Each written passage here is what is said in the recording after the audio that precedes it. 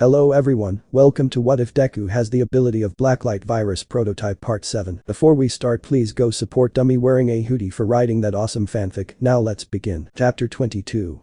The Joys of Internship. Somewhere in Kamino, I see a voice said. So it was you bastards who raided UA.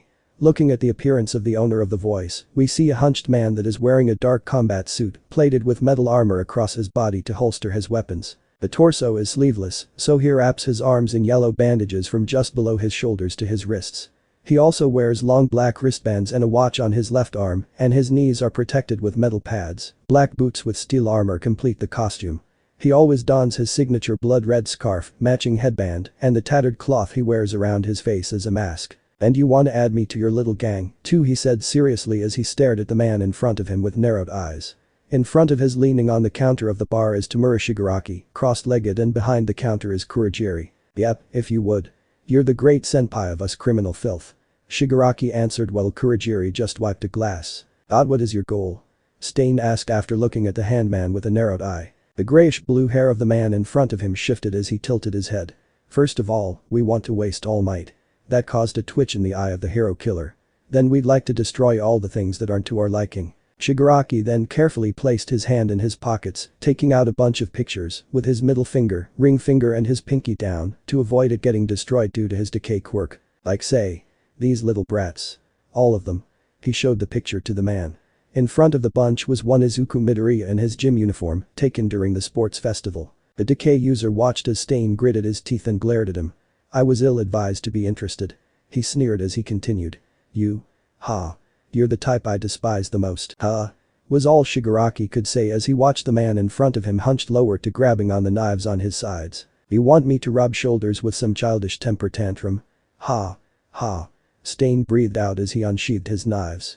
What sense is there to bloodlust without a cause? And with that, all hell broke loose. A week had passed after deciding their hero names, and we found our green-haired protagonist standing in front of a building. A nervous look on his eyes can be seen slipping out from the confident smile he is currently wearing. Today was the day that he would be doing his internship. The building in front of him was the hero company that he chose. No. The hero company that chose him. It made Izuku smile as he began remembering the amount of internship offers he got from this company. He thought that the number of internship offers that the company sent was the majority of the stack he had. But turns out, the amount of offers presented to the class were counted based on the number of hero company. Meaning an internship offer from a company counts as one, regardless if said company sent more than one offer. That explains why he has a larger stack than Todoroki, who was one offer more than him. Speaking of offers, after helping out Momo on choosing her internship offer, he was then bombarded by his other classmates, asking him to help them choose the company to intern in. Let's say, it took him an hour to finish every single one of his classmates' offers, with the exception of Ichako, Sayu, Bakugo, Todoroki, Iida, and Shinso. The first 5 already chose their agencies, while the latter is staying in UA to get some catching up to do. Although, he was a bit skeptical when he heard that Iida chose Manuel in Hosu, same place where his older brother was attacked. Engine user had informed Izuku that it may look suspicious of him to go intern in a place where his brother's attacker was last seen, but he promised not to go seek out the hero killer. And if he ever encounters Stain, he would do his best to avoid frontal confrontation. This made Izuku feel a bit relief, but not fully. He just had to trust his friend. After all, that was what friends are for, right? Izuku sighed and looked up at the building once more before looking down the entrance. He took a deep calming breath before entering the building. He looked around in awe as he entered the front door. There are not many people in the building, probably because it was too early. As he hands over his internship form to the receptionist, he failed to see the looks of confusion and shock from Izuku's presence. It was unusual to see a student interning for their company, mainly because their boss doesn't like teaming up. But Bakugo. At the same time as Izuku entered the building, we see Katsuki Bakugo in his hero costume, minus the grenade bracers, standing in front of the hero who had gave him an internship offer. The hero is Best Jeanist, currently the number 4 hero. He appears to be a slim tall man with an unnaturally long neck, with long blonde hair which is combed drastically to the left, leaving his right eye exposed, while his left eye is covered. The hero costume he wears is a pair of jeans, a denim waistcoat with 2 large breast pockets, and a denim dress shirt with a very high collar that covers his lower face just up to just below his nose. He also wears 2 belts, one around his collar and one around his waist, and short brown boots with thick gray shafts and soles. Said pro hero just looked at him, from head to toe. As if judging him if he is accepted or not. It took about a solid 5 minutes before the man said something. To be honest. He started as he looked directly in the eyes of Katsuki. "I don't like you," he said blankly, making the younger blonde flinch a bit. "Huh?" Katsuki said dumbly as the man continued. "You chose me in my office because I rank among the top 5 most popular heroes, did you not?" Best Jeanist asked Napam as he placed a hand on his chest, waiting for the blonde's reaction. He expected the boy to get angry and argue violently with him, like how he acted in the sports festival.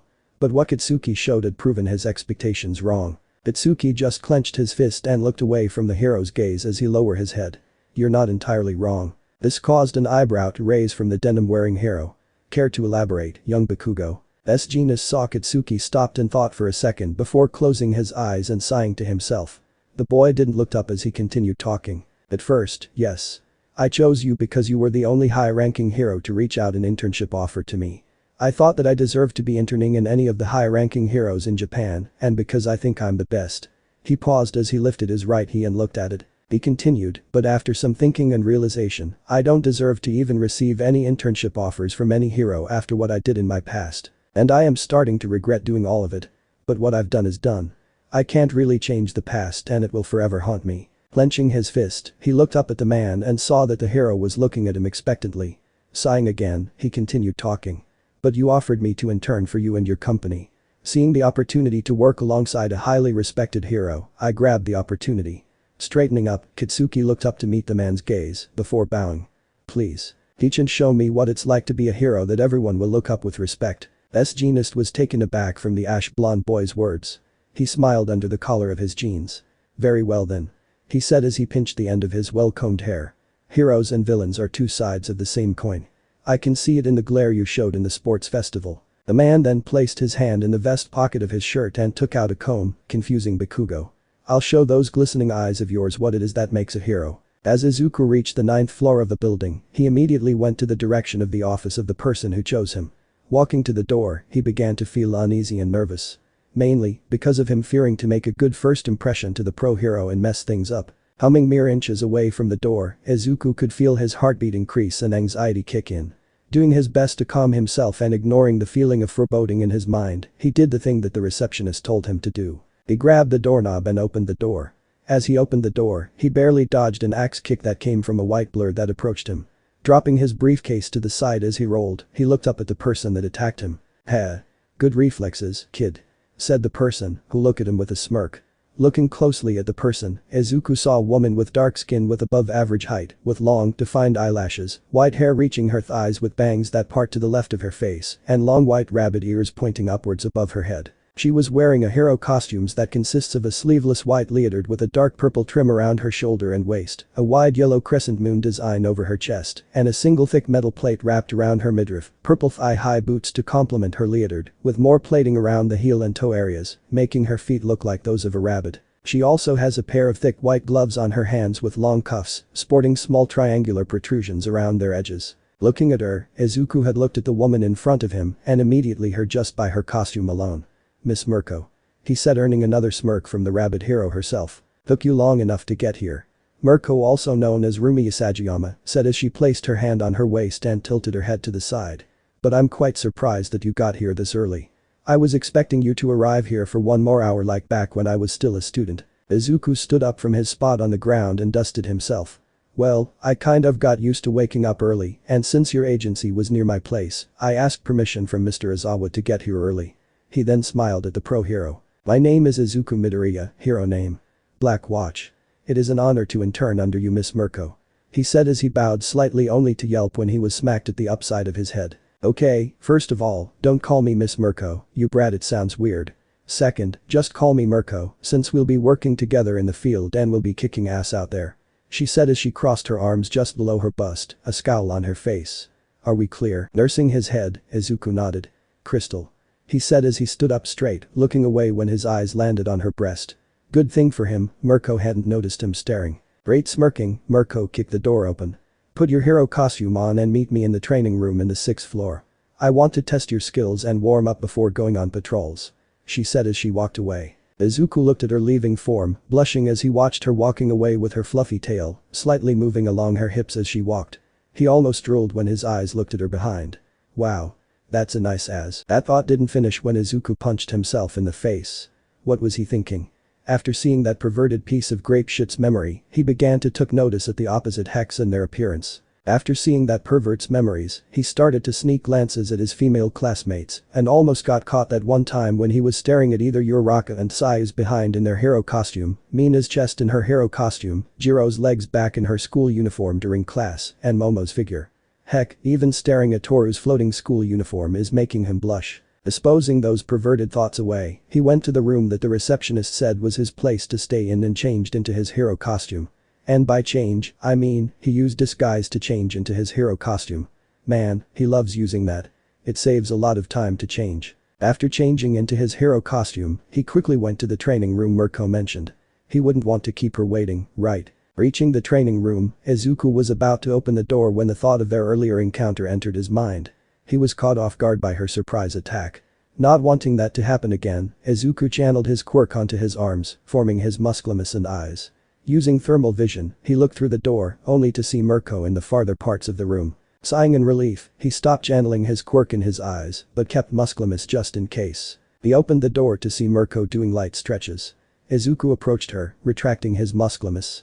Doing his best not to stare at her stretching form. Mirko looked at him and gave him a smirk. "Great you're here," she said before jumping up to her feet with ease. "Now that we're here, let's have a short spar to test your combat skills and see what more you need to learn. Though, I saw how you expertly beat up the explosive blonde and Endeavor's brat, there is still room for improvement." Izuku nodded at her and was about to respond to her when she lunged towards him with a fast roundhouse kick.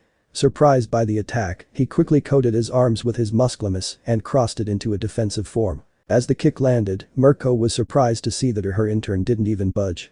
Letting her surprise dissipate, she quickly recovered and sent a barrage of kicks on the intern. Izuku did his best to block the incoming strikes as the rabbit lady continued her attacks. "Oh? Only defending? And here I thought you were worthy enough to become my first intern," taunted Mirko as she then jumped up, using his arms as a platform and spun in the air to perform another axe kick targeting his head. "Luna Arc," she yelled as the kick approached Izuku. Having enough of blocking and dodging, Izuku caught her leg with his left hand with ease, which surprised the pro hero and surrounded his right arm with hammerfist and clubbed Mirko on the side of her torso, sending her flying to the side. The pro hero landed on the wall, creating a crater. Izuku was sure he heard a snapping sound when he hit her on her torso. He then looked on as she slowly stood up and looked up at him. It unnerved him when he saw her hair cover one of her eyes as she grinned viciously at him like some kind of a maniac. Little did he know that she was a maniac. "Now that's what you call a hit," she said as she grinned widely at the boy. "No one had ever hit me that hard, brat. Now, let's get serious." She then crouched and suddenly disappeared in a white blur, shocking Izuku. Only instincts told him to roll to the side as Mirko landed beside him, narrowly missing him. Izuku cringed when noticed that there was a crater beside him, where his former position was. "Shit, this wabbit's crazy." He then began to kick himself out of the hero's way, as said hero began sending him dodging and blocking all the kicks and hits from the adrenaline-filled hero. Izuku then summoned his shield when Mirko suddenly appeared in front of him, assuming she was going to kick him again. However, his guess was proven wrong when the rabbit hero suddenly grabbed his shield and performed a circular flipping kick. Luna Ring, the kick landed on Izuku's head as knocking the boy out. With the strength of the kick, not even shock absorption was enough to prevent the blunt force of the attack from knocking him unconscious. Maybe because his copy of the quirk was not strong enough. As Izuku landed on the floor with a thud, Mirko began blinking owlishly. She then scratched the back of his head sheepishly. "Oops. Kinda got too excited there," she said to no one in particular. "You don't say," Rumi, a voice said, making the dark-skinned woman look at the direction of the voice. There she saw a woman with chin-length blonde hair, which she wears swept back with a headband, a long fringe over the right side of her face, covering her eye. She has thin, yellow, inward-tilting eyes with slit pupils, and notably sharp teeth. She was wearing a dark red traditional kippah with a pale green scale trim around her shoulders, which seems to only be slit on the left side, with yellow claw patterns on the bottom and smaller ones around her neck.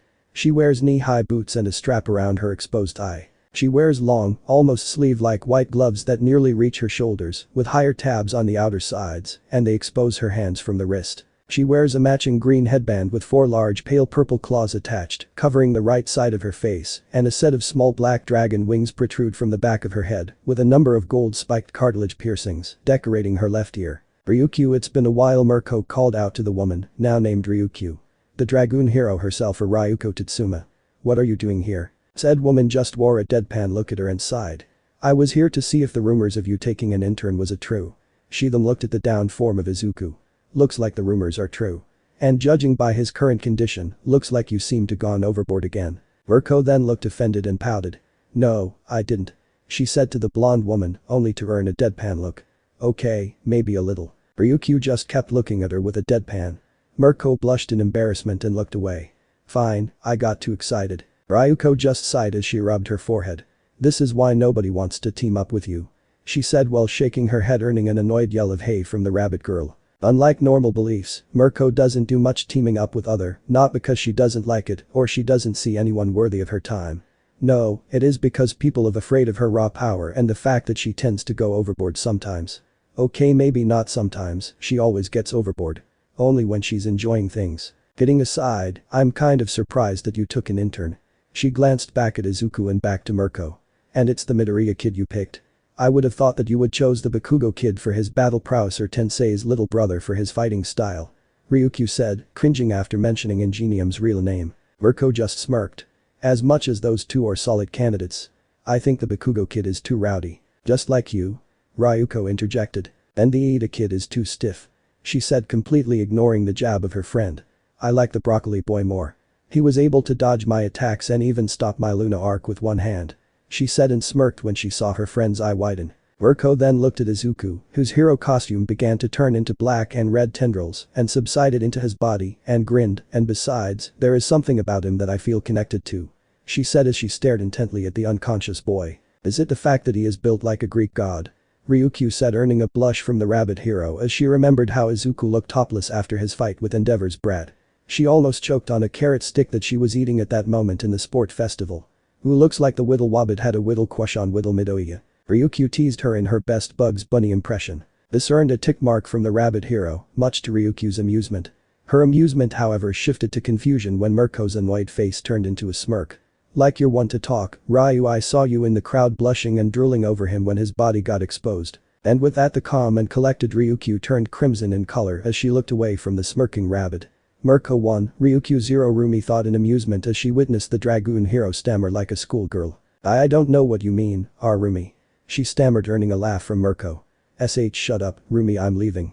She said as she turned away and left the training room, leaving a laughing Mirko. Mirko stopped laughing after a few minutes and looked at Izuku's direction, who began to stir awake. She stared at him as his eyes fluttered open and his face winced in pain as he tried to sit up, all while nursing the pain on the top of his head. Ugh. What happened? He whispered as he looked around and immediately saw Mirko. In an instant, Izuku stood up from his position. Still nursing his aching head, he smiled painfully at the pro. Mirko. He said as painfully. How did I do? Izuku said in between winces in pain as his head continues to throb. Oh. You did great. Though you may want to improve your hand-to-hand combat and your reaction time. Not saying that you're bad, but there's still room for improvement. Mirko said, earning a nod from Izuku, who had to wince again with the pain in his head. The pain is still there but not as bad as earlier. Had to thank super regeneration for that. Had a look of sheepishness as she scratched her cheek. Sorry about that, kid. Kinda got overboard there. Izuku just smiled weakly and shook his head. It's okay, Mirko. It was a good thing that you beat me. It just shows that even though I beat some of the strongest people in my class, I still have a long way to go. He then touched his head and carefully pressed his fingers on it. Not feeling pain, Izuku smiled. And besides, I think my quirk already healed up my injury. He saw the heroine took a sigh of relief. Before she could talk again, Izuku spoke up. So, what now? When do we go on patrols? He asked the woman in front of him. Tomorrow. We will have our patrols by tomorrow. She said as she gave him a smile. Today, we will be showing you around the company and train after lunch. Follow me so we can get started. Rumi was about to leave when she stopped and looked back at Izuku. Smiling widely, she stretched his hand to the greenet. Oh, by the way. Welcome to the company. Izuku then smiled back and took her outstretched hand. I'll be in your care. He said as he starts his internship. Somewhere in abroad, Hashinori Yagi, also known as the symbol of peace himself, the #1 hero, All Might, exited his private jet in his skinny form to avoid getting hogged by fans and reporters. He had just arrived at the artificial island known as Island. It had been a long time since he had been in the place and he felt nostalgia wash over him as he remembered all of the great times that happened in his time here. Next to him is an extremely short man wearing a full-body monochrome suit along with a yellow cape, a belt with the letter G on it, very thick yellow gloves and boots, and a dark domino mask which resembles two diamonds. This man is Sorahiko Torino, also known as Gran Torino. A retired pro hero, formerly a homeroom teacher at UA High School and a mentor to Toshinori. The shorter man looked at the skinny form of Toshinori with a serious look. Are you seriously sure about this decision, Toshinori? We can still go back and give one for all to that Midoriya kid. He seemed like a worthy candidate as your successor. All Might looked down to his mentor and nodded. Yes, sensei. I am positively sure about this decision. Only a quirkless can use one for all to its full potential. And even if we go back to Japan and give it to young Midoriya, he would just deny our attempts in persuading him, like how he denied my offer before the sports festival. Sorahiko sighed again. I see. But is your new candidate's body ready for the transfer? I mean, Nana did say that if you give Ofa to an unprepared body, his or her limbs will blow off. At this Toshinori just laughed at his mentor's worry. Don't worry, sensei. My successor trained her body for her support class. And seeing her recent pictures, I believe that Melissa is ready. The elder man just stayed quiet for a bit as he thought of it through. It had been 5 minutes before Gran Torino spoke up again. Is David aware of your plan? He asked his blonde student. Smiling and nodding to his sensei, he looked forward. Yes, I informed him of my decision. And honestly, he couldn't be any happier. He said as he remembered how happy David Shield's voice was when he informed him that he wants Melissa to inherit his quirk. His smile was diminished when Sorahiko spoke up once more. Does Mirai know about this? He doesn't need to know. Toshinori said quickly. And if he does find out about it, then he can just say whatever he wants. But in the end of the day, the decision lies to me, not to him. He said uncharacteristically cold that surprised his mentor. Is this still about how he looked into your future without your permission? Yes. But let's not talk about that for now. Because I believe that we had arrived. He said as he looked forward into the center of I Island and saw the entrance of the building. All Might, now in his muscle form, entered the building followed by his mentor, with one objective. To pass one for all to his niece, Melissa Shield. Chapter 23. Cleaning up a stain. Crashes, thuds, yelps of pain and screams of fear can be heard in a distance as two figures speed past the chaotic streets of Hosu. Kicking, punching and slashing every Nomu that tried to attack them. These two figures are Rumi Isagayama aka Mirko and Izuku Midoriya aka Black Watch, hero and hero intern respectively. They are in their usual patrol to investigate the hero killer incident. Well, they were on their way when this happened. Flashback, Izuku is seated silently next to Mirko, who was reading a magazine, in a train on their way to Hosu. They've been asked to investigate the hero killer case there. And by asked, that means Mirko insisted them to go to Hosu to track down and capture Stain. His internship under her is quite eventful. After their first spar, the heroine began training him in hand-to-hand combat in order to become stronger. To say he was tired after that training session was an understatement. She had him run every morning with weights strapped on his legs. She said it would help him move faster and kick stronger. Though it was true that his kicks and movement began to increase in strength and speed, it left his lower limbs shaking like a leaf in a storm. If it weren't for his super regeneration, his legs would have fallen off its sockets. Izuku would have been sure that she was also a reincarnation of someone. Though he didn't know who. After resting for 25 minutes or until he's healed enough, they would spar for a bit. Mirko may be a battle junkie, but she's a surprisingly good teacher. She would give him pointers in quirkless fighting and how to incorporate that fighting style alongside his quirk. But this training, Izuku is proud to say, to improve drastically, fighting-wise that is. He may not be able to beat her, the vedette was able to keep up with her. Though, it was hard for him to focus at first. Seeing how attractive Mirko is, he would occasionally sneak glances at his mentor and marvel on how her caramel-skinned thighs and legs would glisten with sweat after their usual spars. And how her cotton tail would slightly wag every time she got excited in patrols. Speaking of patrols, by afternoon, after lunch they would go on patrols. Like how Mirko would do it, they would go hop from rooftop to rooftop in search of a villain attacks or crimes. At first it was hard to keep up with her, but after 5 villain attacks in one day, he had become used to her speed and was even able to apprehend a villain before she could land a hit on the poor villain. She had praised him about it and he was sure she had a small blush on her face at that time. But he quickly noted it as an effect of the sunlight. It was fairly sunny at that time. He was shaken out of his thoughts when a loud crash rocked the whole train. Izuku and Mirko quickly looked up and saw a large hole on the side of train and heard a pained groan. Izuku's eyes widened on what he saw. They saw a man getting pinned on the train floor by a Nomu, but Izuku quickly noted that this one has pale green skin and 4 eyes protruding from its brain. It wears ripped trousers going up to its calves. The Nomu? The League of Villains are attacking Hosu? He thought. Its 4 eyes scaring the passengers in bullet train. With saying a thing, Mirko shut off her seat and quickly kicked the Nomu on the face, making it stagger a bit, making its grip on the fallen man loosen, as Izuku used tendrils to pull the man away from the Nomu. Black watch, come on, Mirko yelled as she drop-kicked the Nomu put of the bullet train, sending her and the creature out of the moving railed vehicle. Izuku quickly jumped forward, not without patching the injured man with bandages. He then looked at the people with a determined look and watched as they quickly recognized him and calmed down. He then created a hunter, like what he first summoned in USJ, a foot shorter than him, and looked at it with a serious look. "Protect everyone here," he said, and earned a growl from the creature, which he guessed was its version of "Yes, master." With one last look at the crowd, he gave them a reassuring smile and jumped off the bullet train, leaving his hunter with the crowd as it stood in the front seats near the hole, as some of the passengers look at it with amazement and curiosity. Some even taking pictures of it. As Izuku flew out of the bullet train, he quickly used glide to land safely and activated thermal vision to find Mirko's direction. Seeing her trace, he quickly ran towards her location. He witnessed Mirko land a kick on the Nomu's chest, sending it a few meters away from her. Izuku noticed that this one doesn't have the quirks that the Nomu from USJ have, seeing that this one has bruises forming on its face and body and doesn't look to be regenerating. Mirko was about to kick the creature again when said creature was engulfed with fire. The rabbit hero halted and clicked her teeth in annoyance. "TSK, damn it, Endeavor, you almost hit me," she yelled out as she looked over the direction where the fire came from. There Izuku saw the number 2 hero walking to their direction, a frown present on the arrogant hero's face. "You were taking too long, Mirko. I was getting impatient." "Bastard, what are you doing here anyway?" Mirko said as Izuku, eyes still locked on the Nomu, appeared beside her. Endeavor looked at her with a smug smirk on his face. What else? But to hunt down the hero killer and bring him to justice. He then looked at the downed Nomu. "What are these creatures anyway?" Before Mirko could reply, Izuku spoke up. "They're called Nomus. They belong to the League of Villains. The same group that attacked us in USJ 2 months ago." He paused before looking at Mirko and Endeavor. "But this one is different. This doesn't have super regeneration and shock absorption." That's the moment where Endeavor noticed him.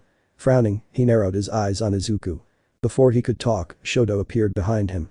Nodding to his friend, Izuku then was shook when a loud explosion was heard in multiple places. They looked around to see smoke appearing out of the buildings and 2 more Nomus attack and harassing civilians and heroes. In a blink of an eye, Mirko and Black Watch sprint past the Todorokis and began to help those in need of evacuation and saving. Flashback end. As the 2 moved to attack a Nomu similar to the Nomu from the USJ incident, but it completely lacks eyes, Mirko tossed something to Izuku, who barely caught it with the speed they were on. Looking at it, Izuku noted that it was an earpiece. Before answering, Mirko quickly spoke up. "I'll take this one on, you go look around for civilians for evacuation and catch some villains who use this attack to do some shady shit.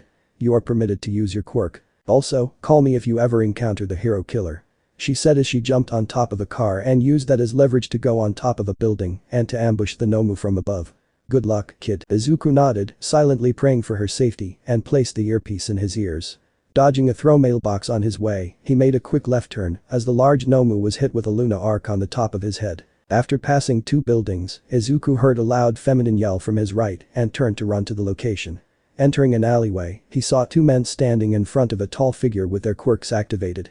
They seemed to be arguing. "What the buck are you doing here, you lava-bucking bastard? It was my schedule for attack, that was the agreement," the first man said with a scowl. The man has a long grey mustache, a tan complexion and an inverse blue V, the point of the line on the bridge of his nose. He wears a light blue bandana on his head with a weirdly shaped A in front of it, a sleeveless trench blue coat with white lines on its zipper, and a flowing light blue strands on the bottom of the coat. His bottom suit appears to be a blue skin-tight wetsuit with light blue and white accents near the boots. Izuku noticed his torso and arms appearing to look like water from what its light blue color, also red and yellow bruise-like marks on his limbs and chest. Probably a part of his quirk. Quirk. Aquatic Fists Emitter Enhancer allows user to generate and manipulate water molecules caused by. The other man just sighed and shook his head. A stoic look appearing on his face. "You really are an imbecile, Archie. Why would you trust a villain such as your own?" He appeared to be a tall thin man with crimson long hair, flowing freely in the wind. A glowing omega symbol on his forehead. He wears a black shirt and red shorts, and a black-red lab coat with 2 weirdly shaped M's on both sides, ripped on the right arm, the bottom appearing to be long like the first man's, but this one has a bright yellowish color with orange molten rocks that can be seen on magma. He also wears a red suit under his clothes and red boots. Like the first man, his arms looking like molten lava, similar to the bottom of his coat. Probably his quirk. Quirk. Magma Flow Emitter allows user to generate and melt rock using the hot marks on the user's arms and torso. The rocks melts then turn into magma which user can shoot or throw. "Wanna say that again, Maxie?" the first man, now identified as Archie, yelled out as a water sphere appeared in his hand. Spinning rapidly as it was formed. A thin man, Maxi just sighed at the loudness of the other man. Annoyed to meet his rival. As Izuku watched the two men argue, his eyes landed on the other figure. He may not see her due to the darkness of the alleyway, but he can hear the figure whimpering, indicating that the figure was scared. Having that as a sign to move, he quickly moved and ran towards the two. Archie, who was facing at Izuku's direction, saw him and smirked. Well well well. Look what we have here, a kid playing hero. He said as he walked past Maxi. The water ball dispersed to surround his fists. Let me show you the power of the Siha, he said as the water in his fists dispersed to the concrete. He looked down at his fists and to the concrete ground and back to his fist with confusion, not noticing Izuku charging forward with black and red tendrils moving. Seeing the man's confusion as he used erasure on him, he used this opportunity to send a musclemus enhanced kick on the man's face, sending him to the garbage bins behind Maxi. Unconscious and twitching as swirls appear on his eyes. Izuku halted to look at Archie's unconscious body and back to his musclemus covered legs. Looks like I overdid it again. He thought sheepishly as he retracted the musclemus from his legs. Look out, someone yelled out. He was knocked out of his stupor when he felt his surroundings heat up. Looking up, he barely dodged a magma ball stream coming for his head. Judging from where the voice came from, it looks like it came from the figure. His eyes then looked up to Maxi. Said man was looking at his with a glare. Pesky child. You will not stop me from expanding the land, he said as he shot another ball of magma on the vedette, who dodged again. Izuku looked at the man with confusion plastered over his face. What the heck are you talking about? He asked as he stared at the man incredulously. His response was another glob of magma was shot toward him. Don't play dumb with me, boy, you're going to stop me from expanding my domain, he yelled out, a crazed look on his face. Izuku, not really knowing what the villain was talking about, activated erasure and watched as the magma glob Maxi sent fell down on the concrete floor, quickly turning back to stone as it landed. Not letting the man react, Izuku summoned musclemus and punched the lava user straight in the face, sending him flying towards the same garbage bins Archie landed. With a loud crash, Maxi was knocked out next to Archie, eyes also in a swirl. What a weird bunch. Mumbling to himself as he sweat dropped at the two. He summoned tendrils and used it to tie them down, making sure it's tight and the two be able to fall down. Using pack leader, he summoned a brawler hunter, gave it orders to send the two to the police and help out the heroes against the Nomus and other villains lurking and taking advantage of the chaos happening in Hosu. As the brawler carried the villains away, he slowly approached the figure who was staring at him intently. Well, at least that's what he thought. Are you okay? Izuku said as he stretched out his left hand to the figure. As he took another step forward towards the person, he suddenly found himself being squished between two soft objects. Blinking owlishly, he realized that he was being hugged. He was about to ask the person if she was okay. Yes, he realized that the two soft objects are breasts and he is looking like a tomato right now when he then heard the person spoke up. Thank you. She said in a whisper as she began shaking slowly and sniffle slightly. She was crying. He thought as she released him from the hug. Now that he can see the figure up close, she appears to be a very tall, fox-like woman with a curved figure. She has blonde hair that just reaches her shoulders, a single strand of which goes down the right side of her face.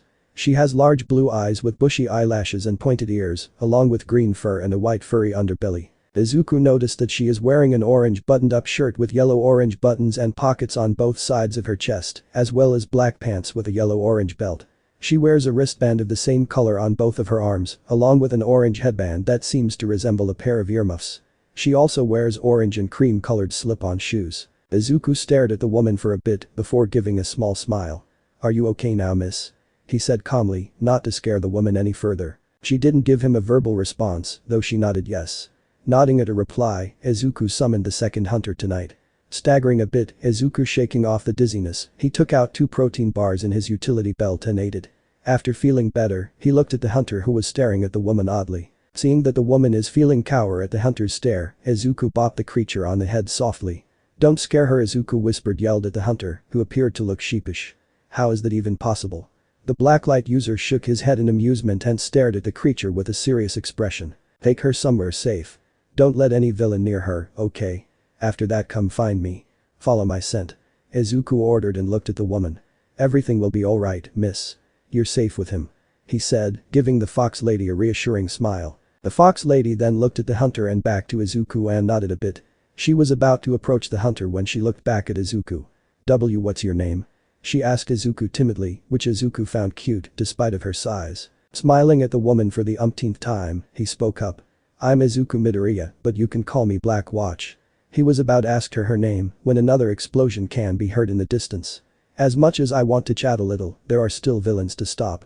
I'll see you around, miss, he said as he jumped up the wall and began running up the wall with ease. As he vanished from view, the fox lady followed the hunter to a nearby evacuation site.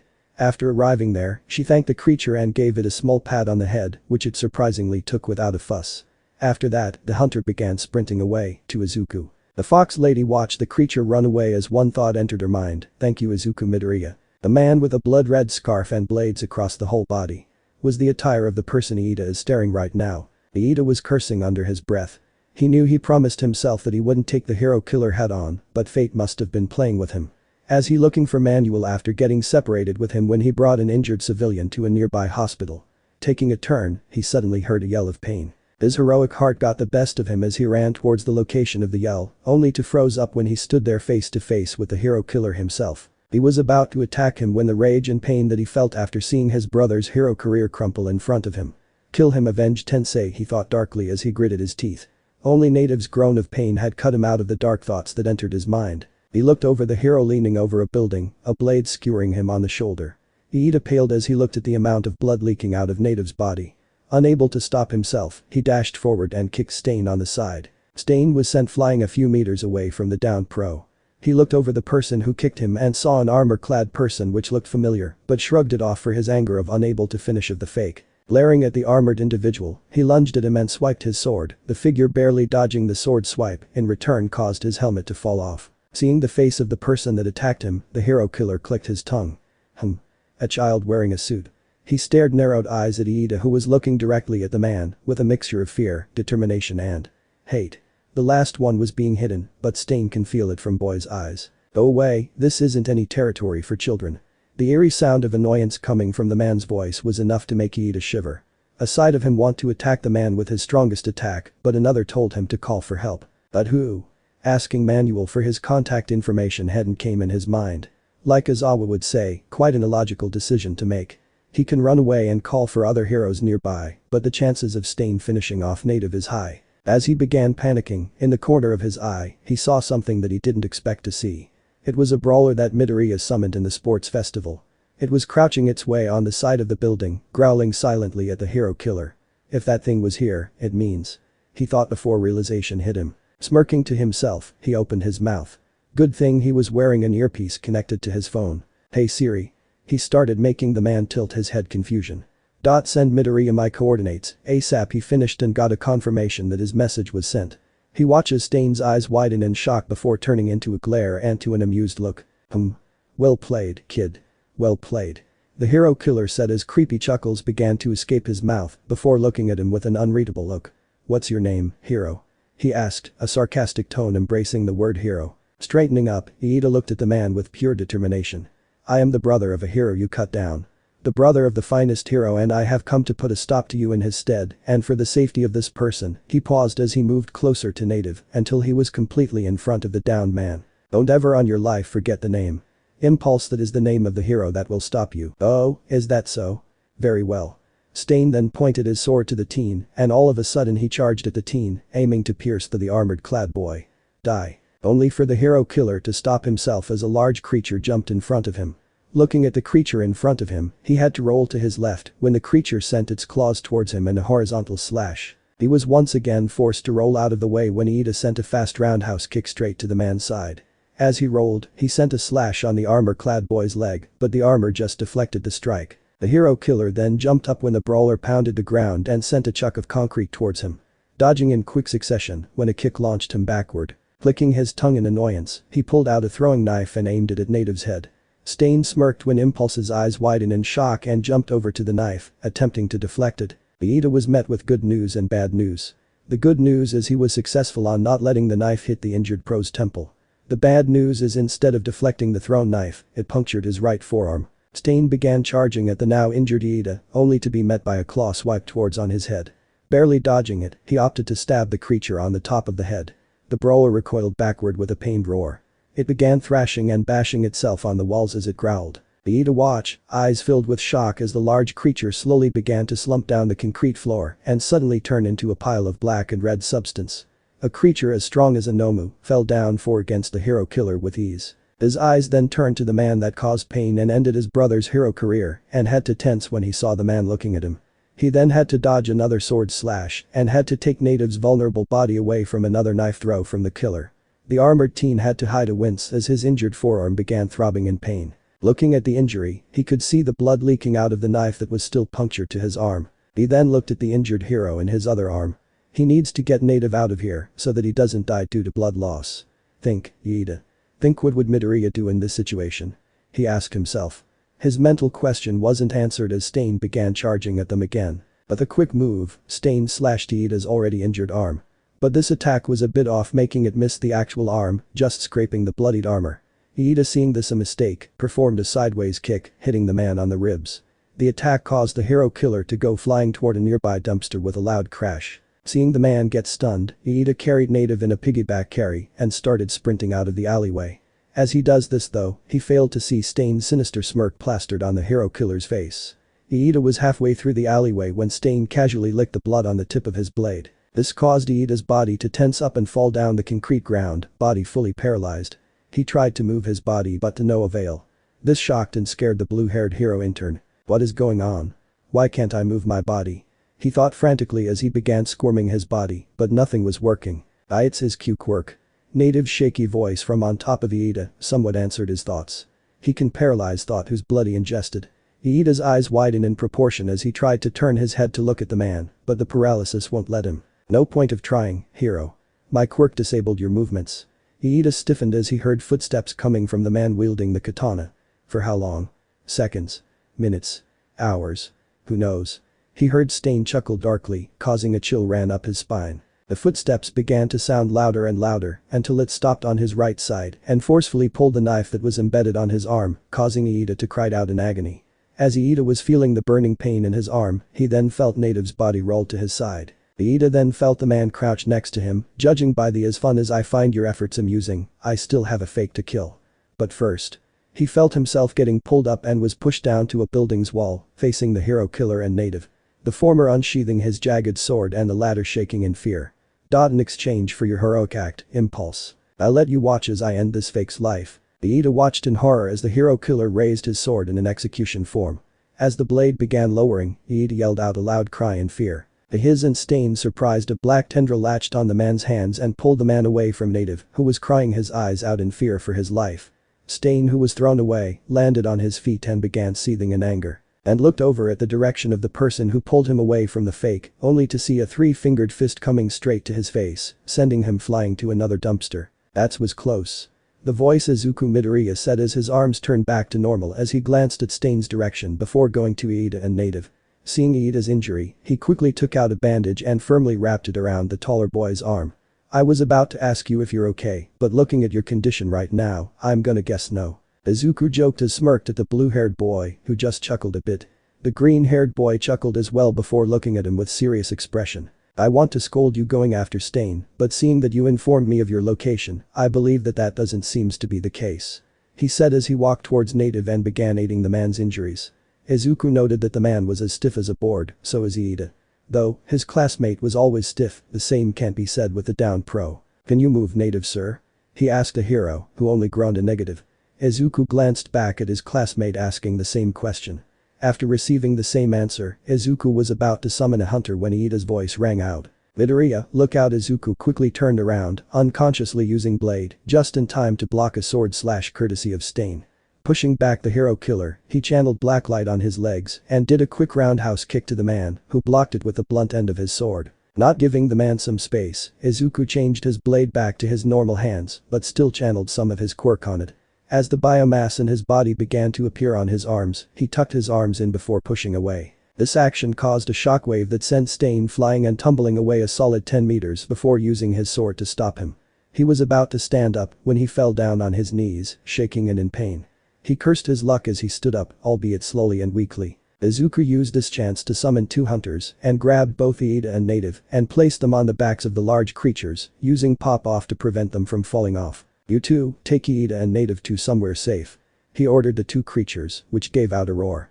Before the hunters could sprint off, Iida grabbed Izuku's arm and looked at him dead in the eye. What about you, Midoriya? Izuku glazed back at Stain, who was beginning to stand up, before replying. I'll hold him off. he said, earning a shocked stare from Iida. Before the brunette boy could disagree with him, Izuku cut him off. Don't worry. I already sent Mirko my location and she's already on her way with backup. I got this. He said before smiling at his friend. Iida just stared at him for a second before sighing in defeat. Fine. But don't let him cut you. His quirk will paralyze you when he ingests your blood. Izuku nodded at this as he turned, only to be stopped again. Looking back at Iida. Be careful, Black Watch. Don't die. He said with a serious look. Izuku nodded. I'll do my best. Iida nodded as he let the hunter take his body away from the battlefield. After making sure that the injured are gone, Izuku turned back to Stain, who was standing in a hunch. He noticed that the fake killer was shaking and having a hard time staying on his feet. Why? Izuku looked at the man intently. Why would you stop me from ending that fake's reign of corruption? Stain asked in a yell, glaring daggers at Izuku. Izuku just shrugged. I don't know, maybe because murder is a crime. He said rhetorically, making the man growl in anger. Plus, isn't it a hero's job to meddle on other people's business? If Stain was surprised, he didn't show it. This kid. Instead he masked it with an enraged look. This world must be cleansed from the fakes of this society, he yelled as he raised his sword. He then charged forward in a speed Izuku didn't expect. In a second, Stain was right on his face. Quickly summoning claws, he caught the sword on one hand and sent the other to the man's arm. Stain moved, pushed off Izuku, with a kick to the hero intern's chest. His claw scratched the man's arm, but just a bit. But enough draw blood. In a quick motion, he backflipped before landing on his feet and charging the man with the same speed. The flip masking the moment Izuku consumed Stain's blood and the shit-eating grin he has on his face. Blood curdle acquired. In blink of an eye, the two clashed together. A loud clang of steel echoing in the alley. Izuku and Stain exchanged blows with each other, trying and forcing each other to make a mistake for the other person to take advantage of that mistake. As the two meet in the middle again, Stain used his free hand to grab another throwing knife and swipe Izuku in the cheek. Smirking when he saw blood. His success was thrown out of the window when Izuku slashed him his still outstretched arm with his own claws, also drawing blood. The two pushed off of each other and flipped a good distance from each other. Stain just smirked at the boy. As heroic as you are, you already lost. You are no match for me. He said as he brought the bloodied knife to his mouth and casually licked the crimson liquid, activating his quirk. Expecting Izuku to fall down, he didn't. Stain looked puzzled at this and narrowed his eyes. Why aren't you affected by my quirk? Izuku looked at the man with his crimson eyes and floating hair, smirking at the hero killer. Oh, did I forget to tell you I erased your quirk? I'm sorry. But you're the one who lost. He said as he licked the blood from his claw. While the man was cut off from what he was going to say when he fell down limply on the hard concrete floor. Body fully paralyzed. How did you? He was cut off when Izuku began walking towards him, disarmed him and wrapped his body with tendrils. Oh that. I copied your quirk the first time I cut you. Izuku said as he carried the man with one hand and the other outstretched towards the pile of flesh resting on the ground. The flesh suddenly moved up and snaked its way towards Izuku, seemingly absorbed by the green-haired boy. The realization came to Stain's mind as his eyes widened. I already lost the moment you made me bleed. He said it in a shocked voice. Izuku snorted a bit until a rush of memories entered his mind. Humming a bit with the interesting and graphic memories he saw. Oh, how the tables have turned. Stendhal. He smirked at the man who was wide-eyed but just kept silent. Izuku began his way towards the exit of the alleyway. Not without placing on hand on his earpiece. Mirko, Stain has been captured. I repeat, Stain has been captured. As the two exited the alleyway, they were met by Mirko, who was smirking at Izuku. Damn kid, you're just an intern, yet you captured one of the most wanted criminals in all of Japan. I knew I did the right choice on picking you, she said as she smacked Izuku on the back in a good-hearted nature. Izuku just scratched the back of his head and smiled at her sheepishly. Oh, I just got lucky. This earned him a smack on the head from the scolding rabbit hero. Don't go Sekuno on me, brat, you did amazing. Not even I can't catch a high-level villain in my internship back in my high school days. She said as another smile appeared in her face. A genuine one. I'm glad you're safe. I was worried out of my mind. She did what no one would expect she would do. She hugged him. The hug caused Izuku to froze up. Wah, Mirko's hugging me? Mirko's hugging me? He thought as his face turned into a tomato, maybe even redder. Stain was just looking over Izuku, who just got released from the hug, with a scrutinizing look. He's like him. He's like All Might.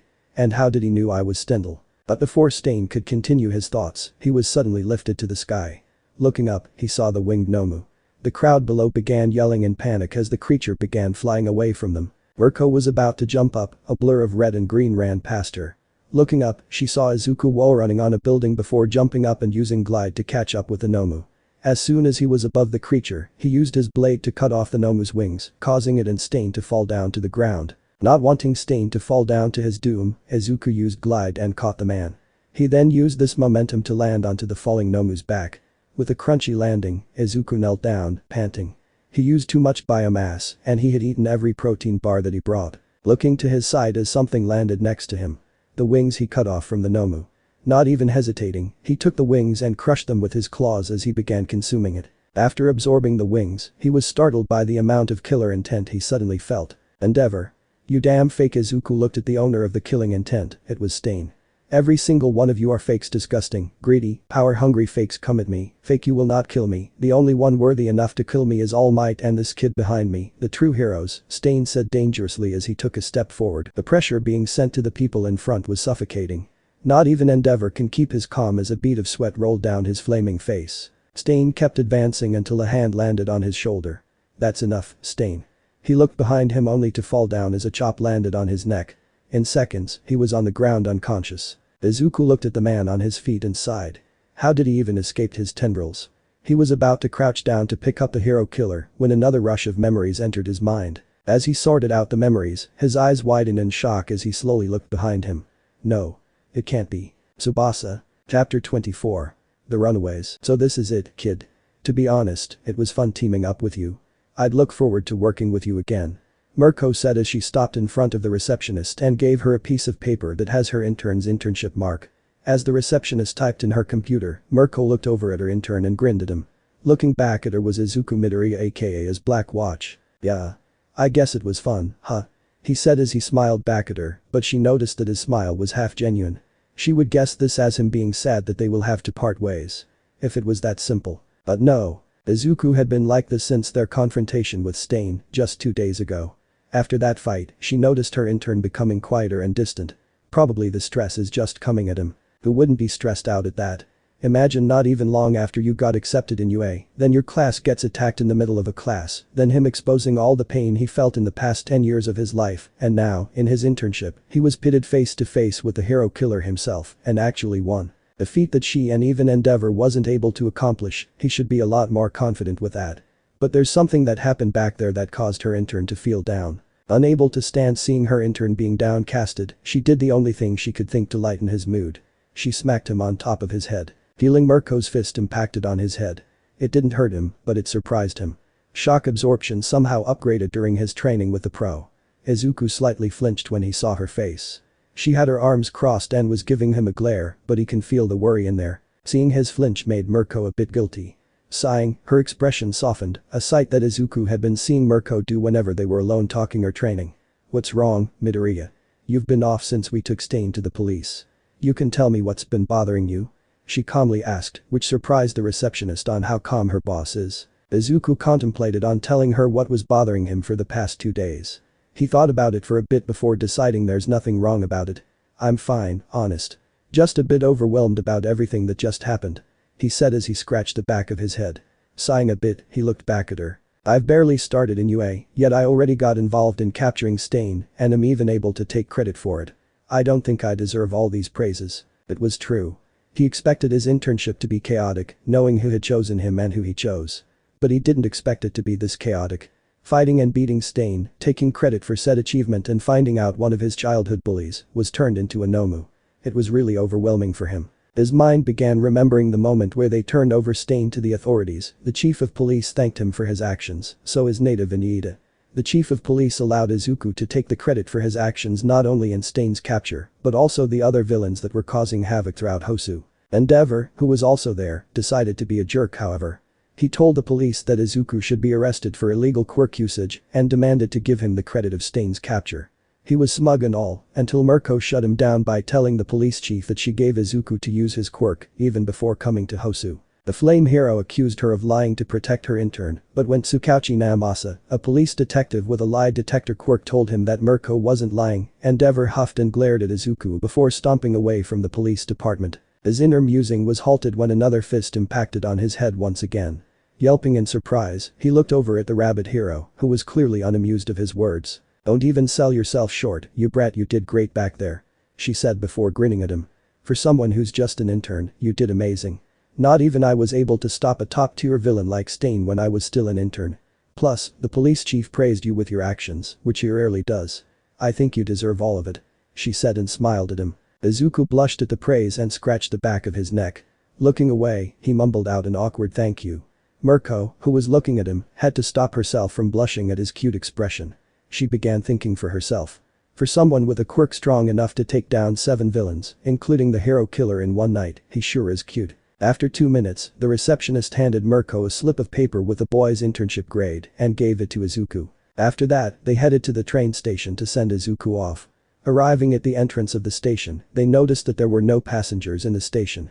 Makes sense since it was still 5:30 a.m. in the morning and people usually came between 7 to 9 a.m. Stopping in front of the entrance, they stopped to look around.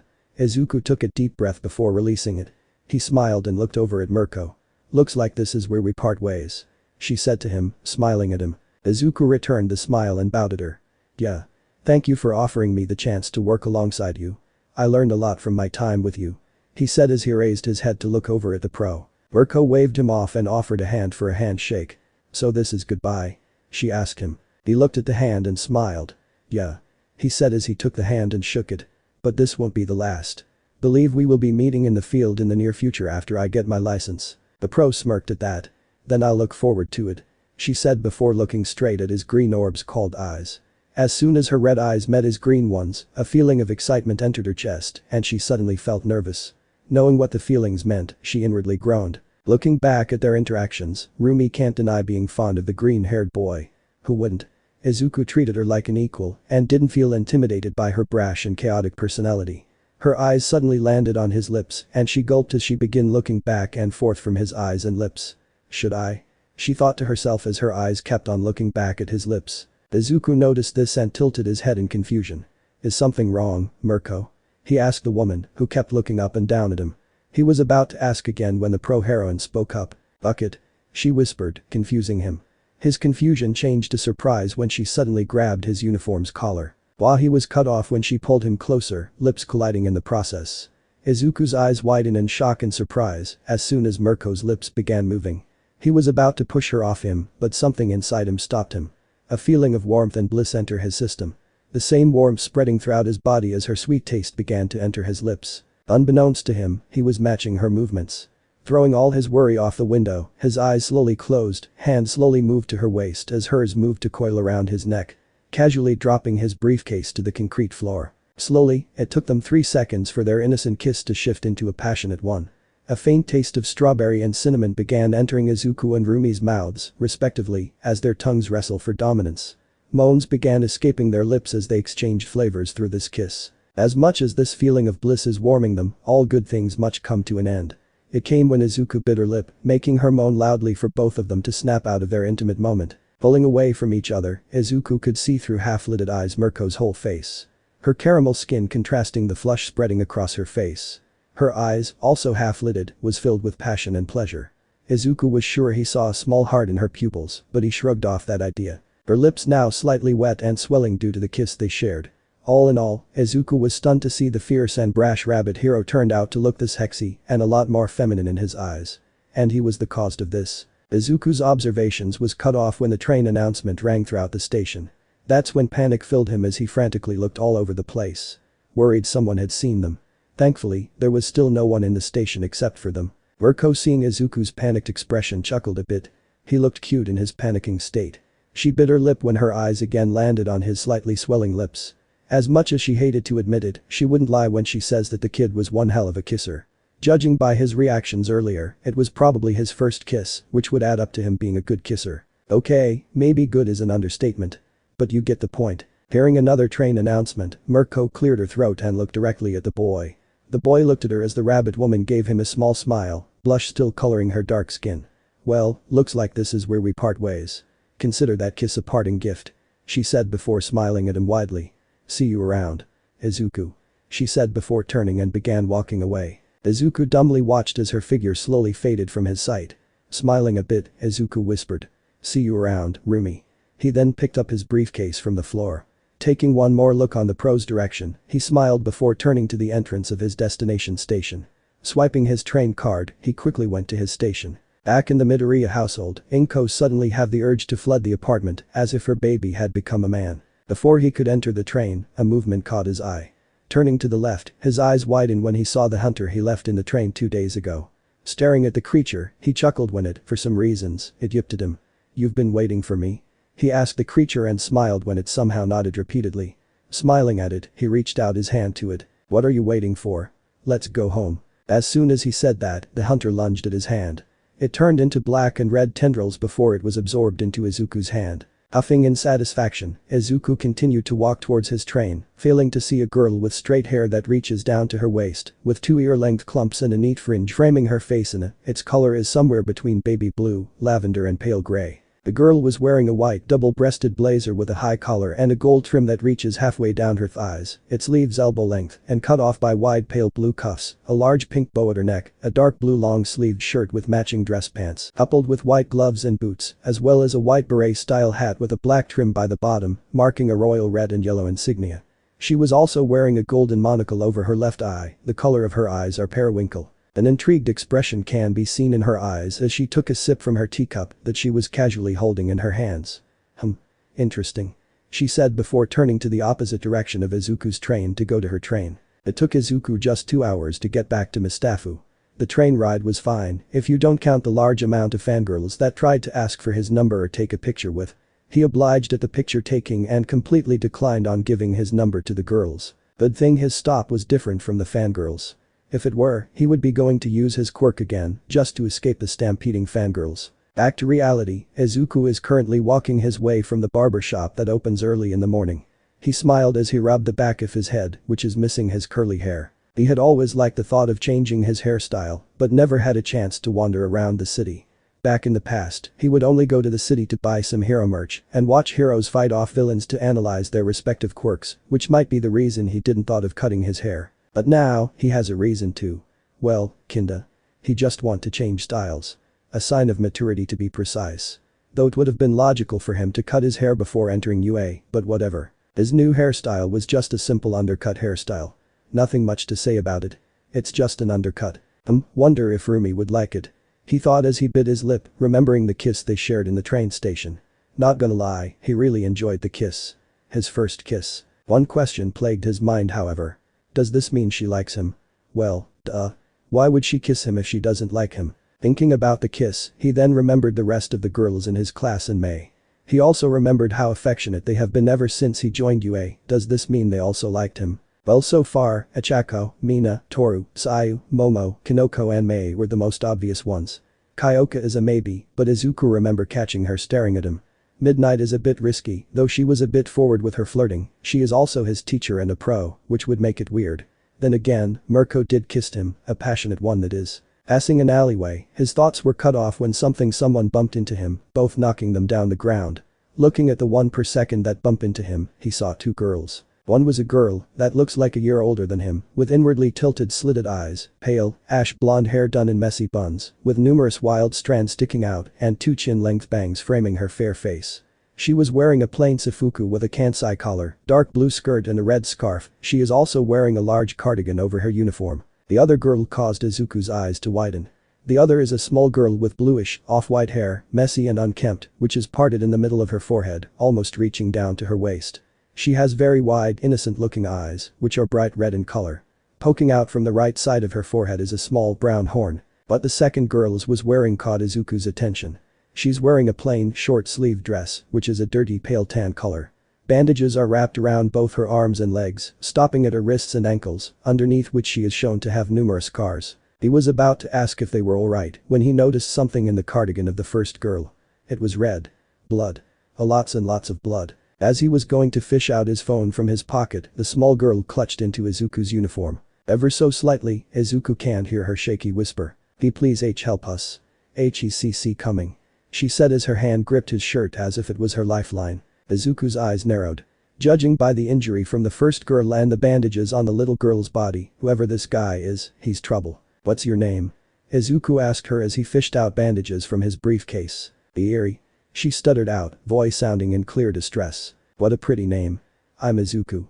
He said before taking out a roll of bandages, disinfectants and cotton balls, and then looked at the shaking child. Eri, I want you to let go of me for a bit but stay close to me so I can help her heal her wounds, okay? Will you be able to do that? Izuku asked softly to not scare the little girl. Seeing her nod timidly and letting go of his shirt, Izuku smiled and began patching up the first girl's injury. Turning to the injured girl, Izuku looked at her and gave her a small reassuring smile. It's okay, miss. I'm just going to clean your wound and patch it up to stop the bleeding. Will that be alright? The girl didn't give any signs of rejection, but she did give him a pained yes, which Izuku obliged. Just the occasional groans and hisses of pain while Izuku tried to clean her wound, which was surprisingly not that deep, judging by the large rock spike embedded on her torso. After patching up her injury, Izuku was about to ask her what her name is when a voice called out from the alleyway they are in. Eri? There you are. I've been looking over for you. Izuku noticed Eri's immediate flinch as she once again clutched onto his clothes. So this is him. Izuku thought and slowly looked over the man who called Eri. Izuku saw a pale young man of narrow build with short, shaggy auburn hair, parted to the right, eyes are thin, their eyes is small and gold, with rather long lower eyelashes and small eyebrows. He was wearing a black dress shirt with matching dress pants, a pale gray tie around his neck and a belt with a long thin buckle around his waist, with 3 beaded lobe piercings in his left ear. Over this, he wears a dark olive green bomber jacket with a thick purple fur collar and white lace-up sneakers with tan soles and no socks. He was also wearing white surgical gloves he wears on his hands and a magenta plague mask he wears over his mouth, which is tipped and embroidered with gold. I'm sorry for the inconvenience of my daughter. She had been quite problematic these days. The man said, not noticing the injured girl behind Izuku. Eri, come on. We don't want to disturb the young man from his day, right? He asked the little girl, who somehow ended up almost hugging Izuku. Izuku was eyeing the man cautiously when Eri spoke up. Don't give me to him, please. She whispered, shaking rapidly. Don't worry. I won't. He whispered back as he patted her head. He then looked up at the man. If I'm not intruding. Why are there bandages all over this little girl? The man just gave Izuku an eye smile before talking. Oh, you know. Kids are quite reckless these days. Going into places they shouldn't been and running off without an adult nearby. That answer didn't really convince Izuku, and he casually used thermal vision to check for anyone nearby. And to his relief there is no one near them. One more question, sir. If that's okay. He asked the man, who looked slightly annoyed but quickly masked it with a fake smile. Do you perhaps know why she is so scared of you right now? Well, because she did something that she shouldn't have done. The man said, annoyance can be clearly heard in his voice. Are you sure? It looks like she clearly doesn't want to come back to you. Heck, you don't even look like his father. That was the last straw for the man as anger can now be seen in his eyes. Eri. Get over here before anyone gets hurt. He said in a commanding voice as he started removing his gloves. An action that didn't went unnoticed by Izuku. The touch-based quirk.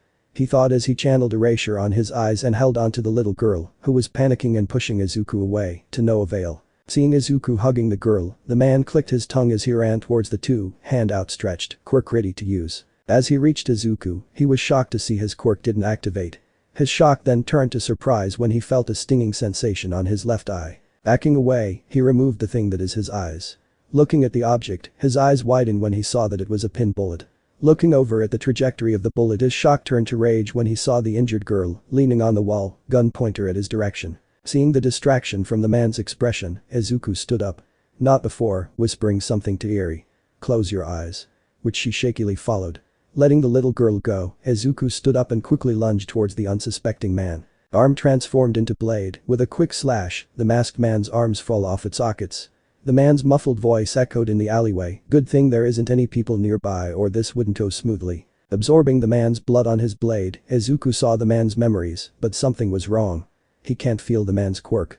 He was sure the man has a quirk. Nonetheless, the man was also known as Kai Chisaki, also known as Overhaul, leader of the Yakuza Group 8 Precepts of Death, which Izuku could say was a cool name. His quirk is called Overhaul, which allows him the ability to disassemble anything he touches, as well as reassemble it in any configuration he desires, effectively giving him full control over matter. Just now, he was hit by a special quirk erasing bullets, an original experiment that destroys the quirk of the person that gets hit by it. That would explain how I can't feel his quirk. He thought as he returned to looking into the man's memories. These bullets are created with extreme calculations and are made out of. Izuku cut off the memory summary as he slowly looked over at the Kai, who was still crying pain. Rage and hate building up in the green-haired boy's eyes. Unable to hold himself back, Izuku transformed his arm into his normal arm and walked towards the man until he was face to face with the man. Not wasting any time, Izuku grabbed the man on his neck. He stared at the man's eyes with rage and hate sent to the man. Kai Chisaki, congratulations. You just won a one-way ticket to hell.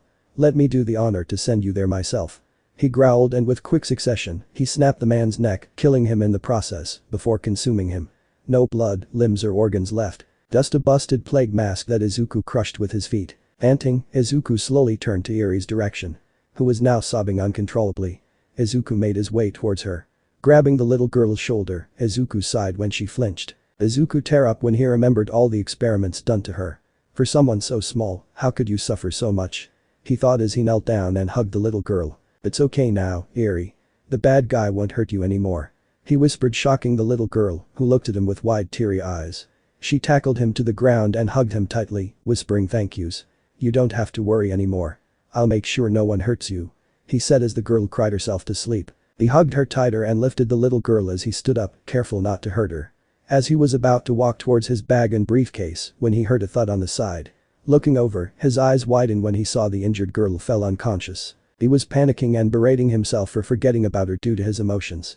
He began thinking about ways to take her to the hospital, but the nearest hospital is in the opposite end of the city. And the girl was still injured. Remembering where he is, a plan went into his head. If he isn't mistaken, UA is just 2 blocks away from here. Nodding to himself, he used tendrils to tie Eri to his torso, keeping her secured and letting him move easier. Walking towards the injured girl, he had to stop himself from blushing because on how cute the girl looked like. Crouching in front of her, back facing her, Izuku did his best to set her in a piggyback ride as carefully as he can.